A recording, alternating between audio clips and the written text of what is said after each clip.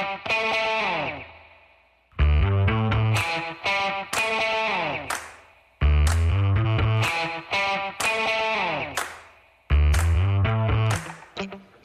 folks. Welcome to another episode of Film Study. This is Ken McCusick. We're doing something a little bit different today. We're going to talk about an important metric in football, and we want to have a series of these shows. So we're looking for people who would like to talk about a specific metric that they think is important within some context in football. We have a great one today. It's points per drive. You've heard me talk about it in the show before, but Brandon Croxton is on to join me to talk about this. Brandon, how you doing? Hey Ken, I'm doing great. Love to talk football with you, and I'm excited to talk more about it. All right. So this is a good one. And part of the offseason content is just trying to direct people to, sources for football information and points per drive. It can generally be calculated from first principles by anybody, of course, but it's generally available on the Football Outsiders website, has good metrics for points per drive. So I do recommend that to people. This is behind their paywall. So you pay, what is it, $5, $6 a month for this, roughly? Yes. Yeah, about that. Yep. Yeah. You can also have yearly subscription as well. All right. So anyway, we don't need to sell their service too much, but we want to talk a little bit about points per drive. It's been one of the really special metrics for the Roman era in a little bit. Why don't you take us through that a little bit? Yeah. So points per drive is, I think, a very good macro look at how efficient an offense is performing. Because really the purpose of an offense is to score points. And this shows you about how many points every time they line up for a new drive, how efficient they are at moving down the field and scoring points. It's like I said, it's a very macro level statistic, and it gives you a good idea of how efficient a team is. Generally, the best teams score a lot of points per drive. The very best offenses will get over that three points per drive threshold, and the league average is about 2 points per drive over the last several years. So that gives you kind of an idea of how good an offense is. Now I know the answer to this question, but I want to hear yours to it too. Is why wouldn't I just look at points as opposed to points per drive? Well, because points can be scored based off of defensive scores, turnovers, special teams, and it's not necessarily just what an offense is doing. This is strictly what an offense is doing, not as an entire team, how an entire team performs at scoring points.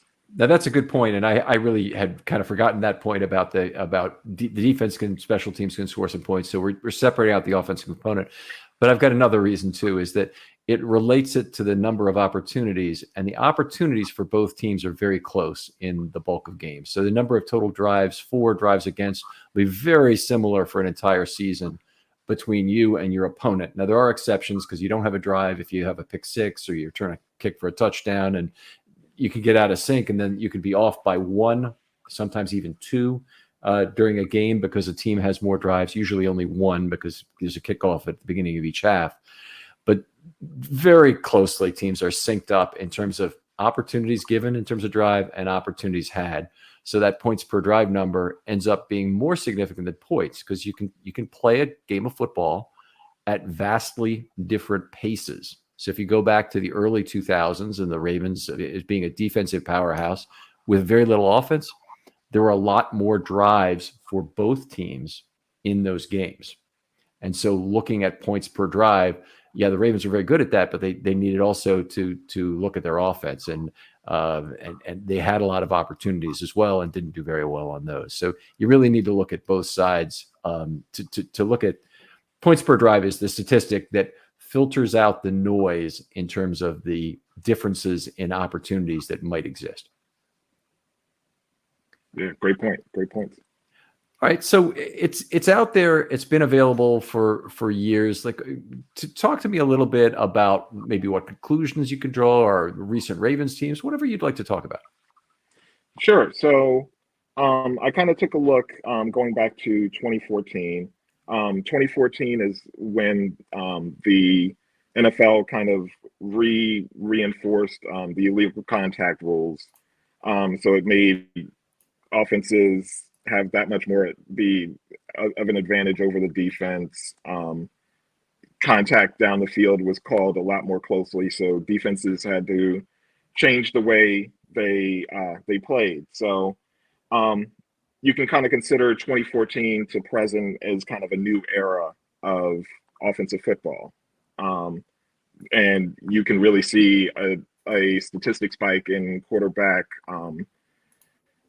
stats, passing yards, touchdowns, all of that, um, resulting from the new rule change. So going back to 2014, the Ravens these last 4 years have really been um, one of the top offenses in the league. They average over these last 4 years, they've averaged about 2.43 yards per drive. Points And per that's drive. right. Yeah, I'm sorry. Yeah, I'm sorry. Points per drive. And that really ranks as one of the top offenses over a 4 year span. I went back and looked at a couple of Green Bay offenses. So Green Bay with Aaron Rodgers from 2014 to 2017 averaged 2.27 yards per drive, and even the more recent 2019 to 2022, they've averaged 2.54 yards per drive, so slightly better than the Ravens. But and you consider Aaron Rodgers won two MVPs Mm-hmm. over that 4 year span. Um, New England with Brady from 2014 to 2017 averaged 2.54. New England from 2016 to 2019, the last few years that Brady was there, is 2.38. Um, New Orleans with Drew Brees averaged 2.41. So we And we we notice there's been a lot of the top quarterbacks tend to have very efficient offenses they've been to, and one of the interesting things about the last 4 years with Jackson is there's a kind of a night and day set of points per drive numbers, and I know this by feeling it play out, but I don't have the exact number in terms of differences between when Huntley is playing and when Lamar is playing. But when Lamar is playing, the Ravens offense extraordinarily efficient in all per drive metrics, whether you're talking points, yards, whatever it might be. First down percentages is a very big one too. That's over there. The offensive success rate. If you it gives you the percentage chance of getting a first down anytime you're granted a new set down. Sorry, first down or a touchdown is a success. If you get to fourth down, either punt, kick the ball, or turn it over on downs, then you have a loss in that category on that particular set of downs. right, yeah, I think also you also want to look at another big factor for the Ravens is for about two full years, Ronnie Stanley's been out of the Mm-hmm. lineup, and left tackle is an extremely important position. I'd probably consider it the second most important position behind quarterback. And you have an all pro left tackle that's missing from your lineup. That the Ravens have, law, had to shuffle pretty mediocre left tackles in and out Yeah. over those last 2 years that Stanley's been out. And that's been a big reason for the offensive falters as well. Right, completely agree. And if you look at the 19 to 20 differences, I think you see it in the second half of the season. And if you look at the 20 to 21 difference, you see another big dive in points per drive, even before Lamar got hurt. That's good. But I want to get back to the meaningfulness of points per drive, because the points per drive is the basis of another big statistic that a lot of people use without really knowing what it is, and that's AV from Pro Football Reference. So it's used often as a metric for career value, and it's AV, it's approximate value is what they're trying to get at. So they want to come up with what is a high level measure that we can use that tells us in a very general sense how much this player is worth in a given season. And it starts with points per drive. So if you're an offensive lineman, it says how much were the points per drive you had, how much were the league average in points per drive. Okay, your team was worth 150% of the points in a given year, and then it automatically starts the offensive lineman and says, well, you have 5 of the 11 starters, so you get 45% of the total value allocated to your players. So it's a very rough, high-level approximation, but the thing it's using at the base for its value is points per drive, which, by the way, is completely the right metric to be using for that. So it really makes a lot of theoretical sense from that standpoint. I have other issues with AV. It's for another show that we would talk about that. But I think one of the things we maybe kind of want to come back to is Greg Roman got a ton of criticism in this town for running an offense that was remarkably efficient.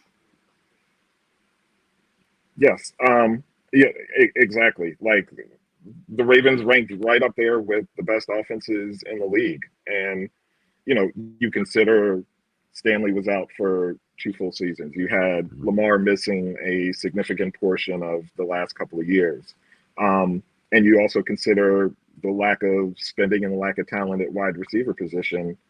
Those were kind of all things working against him. And it wasn't by design that he didn't have good receivers. So, like I'm sure he would love to have had an Odell Beckham or a healthy Rashad Bateman or, somebody really good on the outside to, open up the offense even more. And the Ravens just kind of failed to find that guy or keep that guy healthy in Bateman's case. Yeah. It is. He's often criticized, but the thing I say is, unless you really want to point to Kubiak's single year in 2014, where Kubiak was quite good, there hasn't been another offensive coordinator nearly as good in Ravens history. Not nearly as good. They went through a bunch of different people, but Roman was kind of perfect in a lot of ways for maximizing the value of Lamar. It was a hyper Lamar focused offense that spread the defense horizontally along the line of scrimmage extremely well with Roman's concepts, meaning that they had to really give space in the middle of the field to get that defended. The things I'm hearing from Monken sound good. How do you think that's going to play out now in 2023 with Monken attacking the field with the weapons he has? Do you think he'll be able to maximize Lamar the way Roman did? I sure hope so. I'll tell you that. I too am excited about the offense, but I'm more excited about the talent that they have around Lamar more so than what Monken may or may not do as far as schematic changes. I mean, he now has a healthy J.K. and Gus Edwards in the backfield. You have a healthy Odell Beckham. You have Bateman, who's healthy.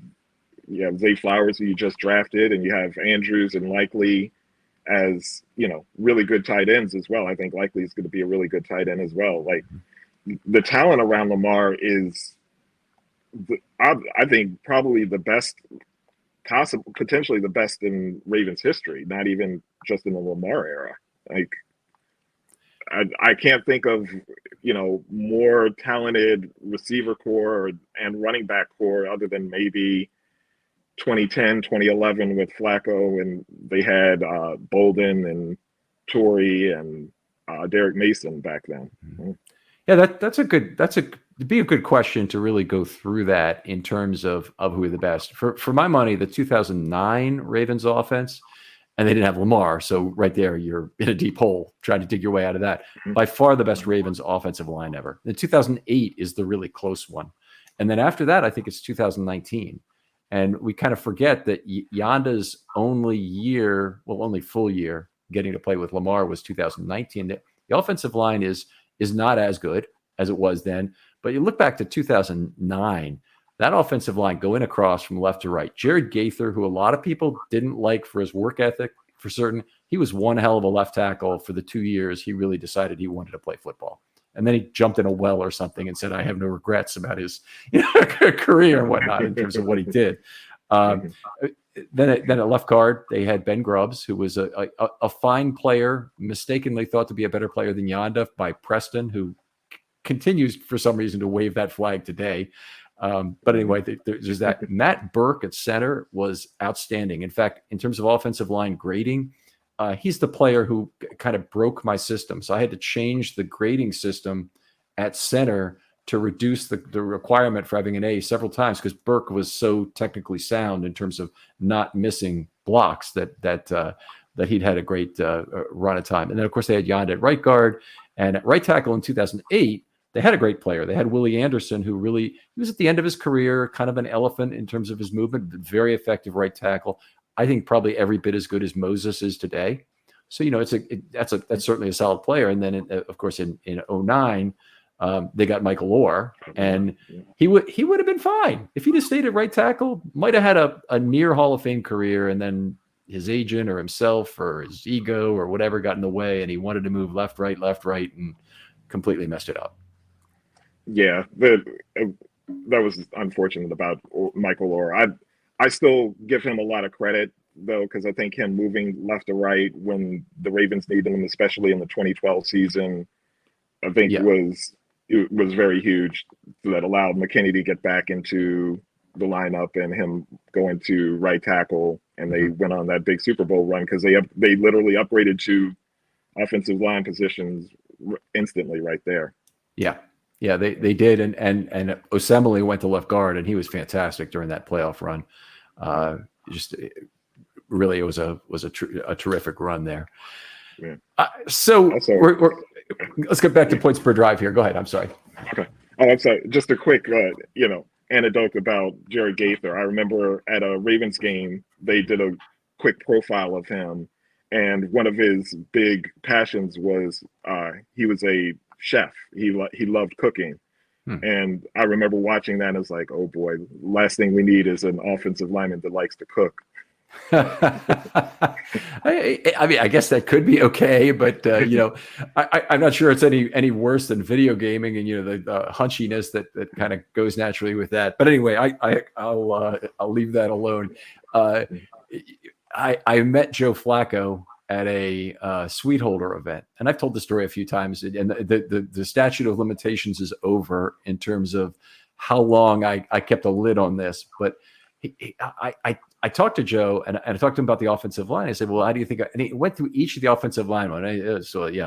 Grubbs and Burke and Yanda and I think it was after 2009. Yes, it was after 2009 and Michael Orr. And then he came back to Gaither and said, and hopefully Gaither will start to get into it.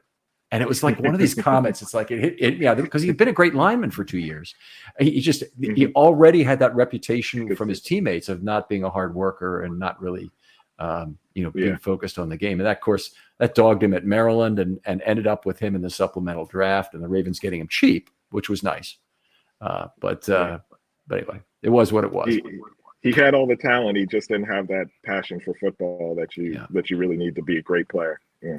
You're a defensive lineman. Did you play some offensive line as well? Yeah. Okay. I played offensive line in high school, but I was mostly defensive line. Yeah. Okay. So just talking about that, how many players were there? It's obviously going to happen more in the high school level. Let's talk about your college career. You played defensive line at Howard, played with Marcus Douglas. We've had this on the previous shows. How many players on the defensive line just didn't love the game enough to ever be particularly good at the college level, let alone, going to the next level? So when at the level I played, it was 1AA. And there were definitely a good number of players that were just there just because they were good enough to play football, get a scholarship, and they only played because they had a scholarship. There's players that just genuinely love the game. Like Marcus Douglas loved the game. I mean, he was really good at it and he loved it and he worked hard to be as good as he could. We also had a couple other players that were very good, not NFL good, but very good all conference players, and they loved the game, but they knew this wasn't going to be an NFL career for them. So they had that proper balance of playing and getting the most out of it, but also making sure that they got their education as well. Okay. So. See, that I really respect anyway. If they want to have the balance, get their education, I'd be concerned, particularly in Division I, that there are a number of players who are there because they can get a scholarship, They maybe want to have a notion that they could play in the NFL, but they're going to be disabused of that pretty quickly, I would think, by playing in, say, any of the Power Five conferences, for example. But certainly, if they somehow got into the SEC, they're going to be thinking, I'm not good enough to play pro ball pretty quickly. They'll have a good understanding of that. And then I would still question what percentage of those, being an ex-college athlete yourself, don't really make use of the educational opportunity provided to them by this scholarship.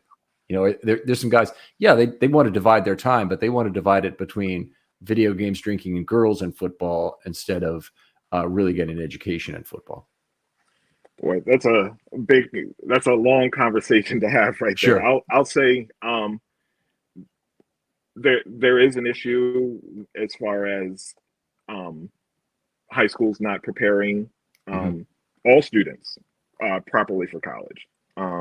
And that trickles down to the football players as well. There's a culture sometimes with football, with all athletes, whether it's football, basketball, or whatever, that they're at this particular college just to play that sport, and they're not really there for an education. They're just there to play a sport. There's players that are only there because they need to get out of a bad situation, like their home life, neighborhood situation is just not good, and this is the only path for them to get out of that. So yeah, it really varies. And I like having these conversations. It is a long conversation to have about. Maybe another show, and I'm sorry to bring that up. I don't want to shortcut it in any way because it's deserving of real discussion. But on the other hand, I don't want it to take this whole show either. But we probably want to plan a different show on exactly that. I'd be interested in your thoughts about it. And I can, everything you're saying makes complete sense to me in terms of what would be some of the background rationale for that. Yeah, absolutely. Yeah. All right, so let's get back to points per drive here for a while, and other thoughts in terms of the Ravens' evolution as a defensive and offensive points per drive team, because the defensive points per drive also an important statistic, and the Ravens have historically always been very good in that category. Yeah, they've always been very good. I think they'll continue to be good, very good. I think they're coming in with a very good defense as well. Obviously, they have to kind of figure out the cornerback situation, what to do with Kyle Hamilton, whether to leave him at slot or kind of make him a queen of the chessboard, just move him all over the place and wreak havoc, figuring that out. But yeah, I think they're a very good defense. And what do you want to see there with Hamilton? Do you want to see him stay at slot corner, or would you rather see him be a pure strong safety or something else that's in between? I'd like to see him kind of move between slot corner and possibly the linebacker and the nickel defense. His size over the middle of the field, having quarterbacks have to throw over him, around him with his, him being so tall and having a large wingspan, a tip ball and a slight overthrow of a receiver can result in a tip ball that, you have Marcus Williams back there to, catch any overthrows, things like that. That's where I really like Hamilton, especially, in zone coverage. I think he's perfect for that linebacker slot corner position. Okay, so to me, that's really two different positions. Slot corner is really what he played last year. He didn't really play that dime linebacker. So just to be clear here, folks, and we talked about this on the show before, but the dime, as the way I think of it, replaces the will linebacker on third down most typically. So if you're making one change from nickel to dime, you take out your will linebacker, you insert a dime back. From your earlier comment, did you mean that he would play slot on early downs, then replace your will linebacker on third down, while somebody else, a faster, better coverage slot, maybe better man coverage slot, would go in there on third down? Yes, exactly. Yeah. Okay. Mm-hmm. All right, that's. I wish the Ravens had that guy because I haven't felt like they've had him the last couple of years. They're talking Yeah. about Brandon Stevens moving back to playing more safety. So I'll be interested to see how that Yeah. works. I don't know if I love that much, but I guess we'll see. I'm hoping Pepe steps up, or maybe even they either, or maybe even re-sign Peters and move Marlon inside for a portion of that as well. But yeah, It seems like they're degrading somebody with Pepe. The ideal situation is Pepe finds unfound stardom from last year and is a good player. That would be just terrifically valuable. But if they have to move Marlon inside, to me, I know it might be the best answer at slot, but it also takes away value from Marlon. I can't tell yet if they've really taken away value from Hamilton playing him in the slot. yes, that's interesting. I kind of wonder the same thing as well. Mm-hmm. When they drafted him, all I saw was a perfect dime back, dime linebacker. Like just that size and length, and he has great instincts. He reads a quarterback really well. I mean, tip balls, interceptions. That's all I saw from him all year, and he did some of that at slot corner. I just think maybe his perfect position is that dime back, but we'll see. Yeah, one of the issues is that if you move a guy to dime back, you cut his snaps by 2/3. If he's playing slot corner, he plays essentially every snap in the NFL because 11 personnel is so prevalent. And even if they use 12, they're happy to have him on the field for that. If you've got an expectation of a split tight end, that's a good coverage situation for Hamilton, so you wouldn't take him out for that. But if you're only going to play 30% dime or 28% or whatever it is, I mean, you're essentially taking away 2/3 of the guy's snap if you make him into a dime linebacker only. So that's okay with if you've got Anthony Levine or maybe Stone, you want to play a third of the snaps or whatever, or some other guys who are specialists who aren't generally good. Hamilton's a first-round draft pick. He's a generally great football player. I want to have him on the field every down. I just don't know where. Yeah. I mean, I think probably start out as strong safety in kind of your base defense, maybe even nickel if you find the right nickel back, and then move them to dime in your dime, and get Geno Stone back there. It's a second safety, or mix and move and mix and match, and just have them all over the place, because confusion of just knowing where people are lining up every play can help a defense and hurt an offense as well. Yeah, it's a great discussion. I'm glad we were able to go down this rabbit hole for just a minute here. That's actually what they did with Chuck Clark in 2019. Was they used him effectively as a strong safety / dime back, and I think that would make a lot of sense. Could that role work for Geno Stone too? I mean, Geno Stone, I think of being a back end split safety because of the nice loose bracket characteristics he has to play for the overthrow. Very good center field characteristics back there, even if he's only probably is not the ideal speed for single high. Yeah, like I like Geno Stone. I like him more on the back end. I don't envision him as kind of that dime linebacker position, but I love him on the back end, and cover 2, maybe even cover 1 if you're going to blitz Marcus, or do something else tricky like that to fool a defense every once in a while. But yeah, like I really love Geno Stone as that deep cover safety. And yeah, I don't, maybe I'm having flashbacks of the Miami game or whatever. I don't know if Kyle is that guy to be that back end safety 100% of the time or 90% of the time. I just like him more as staying in space, that being in zone, slot corner, dime linebacker. I think is just where I think he's excellent at. All right, outstanding. I can see we have very, very similar thoughts on this, but I would agree with wholeheartedly with what you're saying here about the about Geno Stone being better back end. You mentioned the versatility here. This is a point really a pet peeve of mine. If you have 3 strong safeties and you have no free safety, you don't have You don't I have don't have a safety safety. versatility. Yes. If Right. you have No, three you free don't. safeties like the Ravens might have, or maybe they have 2.5 if you're talking about Stone and you don't know about Mhm. Hamilton yet, and you have Williams, then you have real safety versatility. Yeah. Right. Exactly. Yeah. Yeah. Hmm. All right. Anything else about points per drive? That obviously the Ravens significantly improved at certain points in time in terms of points per drive that have been key. One of them was in 2019, they rebuilt the defense on the fly and built a very good points per drive unit for the rest of that season. I've got to look it up again to see exactly how well they finished that year in terms of points per drive. So the NFL average was 1.89 points per drive. And on defense, looks like Baltimore allowed 1.67 points per drive.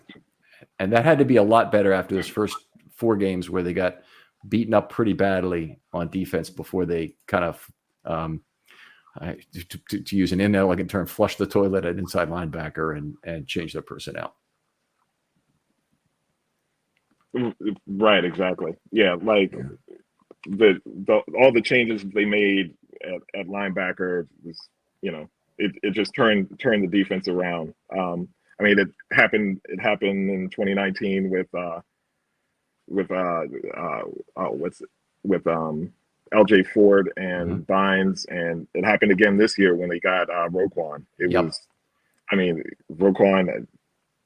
I absolutely love Roquan. I think he's an excellent linebacker, and I think he made the entire defense better. And he, it just changed everything. Yeah. It really does show. And that is one of the things I want to talk about just very briefly before we sign off here about points per drive. The point is often made that Lamar Jackson makes every player on offense better because he makes their jobs easier. Defense has to defend more space. They have to be more concerned about where things are going. They have to not overplay. They have to stay home. They have to be able to read properly. And that's very difficult. Would it also be fair to say that Jackson had a positive effect on the defense when the Ravens were at the top of their points per drive numbers because that defense was not on the field as often, probably was fresher later in the game? And get your thoughts as an ex-defender as well. Yeah. I mean, yeah, Lamar makes everybody better, makes the entire roster better. They it when this offense is really cooking, they're getting off to 10 and 14 point leads in the first half, which, he has forces the other team to pass more, not run as much. And when you get a team one dimensional, whether they can only run or they can only pass, a defense can really just lick their lips and go after and defend whatever the offense is bringing to them. And forcing a defense to play from behind, forcing an offense to play from behind, putting that pressure on them to score points because you can't stop Lamar. I mean, it does nothing but help the defense in every aspect. Yeah. It's funny, in 2019, totally changed the typical defensive packages the Ravens played, always having the lead in the second half. They played the most dime they've ever played, over 42% dime for the season that year. And they played, this is my favorite stat from that year, is they played something like 10.2% base defense, and they played 13% race car with 4 outside linebackers. So that just gives you an idea of just how crazy you can do in terms of when you get the advantage of having leads and having Lamar generating lots of offense for you. Yeah, exactly. Like, I mean, they played a huge amount of nickel and dime that year, and I think they approached maybe 50% dime that year. They were right up there. 42. Okay. 42. Yep. Okay. Yep. There you go. Yeah. But it's the highest ever. The only other time they were close to as high was in 2000 when they played 34.5% dime and quarter between the two of those. They put a little quarter in 2019 too. But yeah. And when you consider, like, okay, this team's down 14 points, the offense is doing their favor if they run the ball for even 5 yards because it's just taking time off the clock and they're not getting chunk yardage. It's like, go ahead, give them 5 yards every play. Let them run 10 plays and take 8 minutes off the clock. And now they're still behind a score or 2 scores and they can't.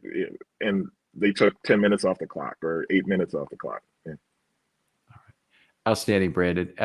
This was a good topic, and like most of the conversations on this show, morphs into something completely different that is also fun.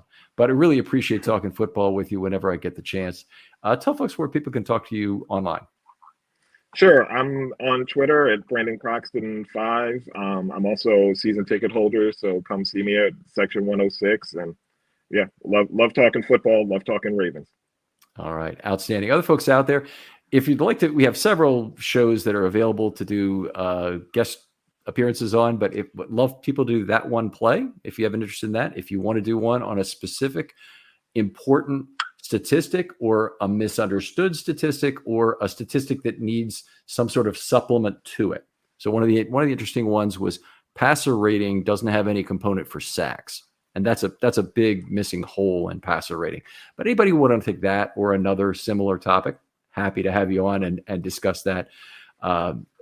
Brandon, thanks again for coming on. Always a pleasure. Yeah, I appreciate love having conversations, and it's always fun.